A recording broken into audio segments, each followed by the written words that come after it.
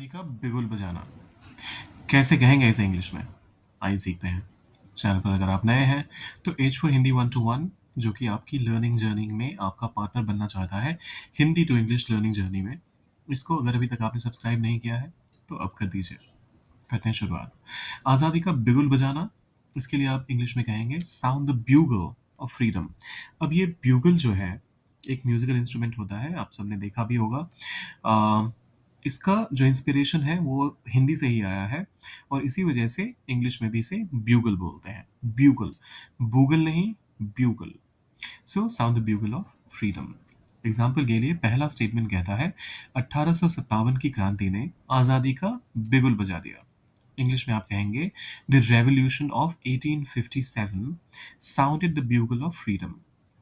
The revolution, क्रांति 1857 की of 1857 आज़ादी का बिगुल बजा दिया, sounded the bugle of freedom.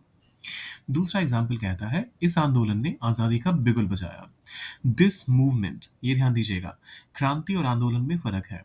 क्रांति के लिए आप रेवोल्यूशन का इस्तेमाल करते हैं, वहीं अगर आप आंदोलन की बात करेंगे तो मूवमेंट एक ज़्यादा अप्रोप्रिएट वर्ड होगा।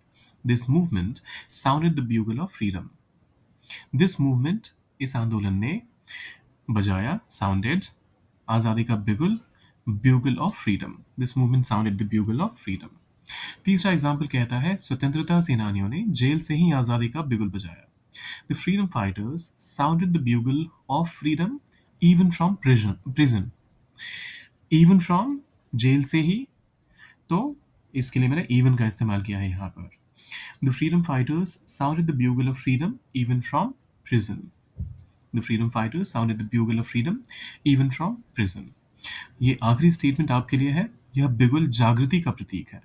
अब इसको कैसे ट्रांसलेट करेंगे, सोचिए और डालिए कमेंट सेक्शन में।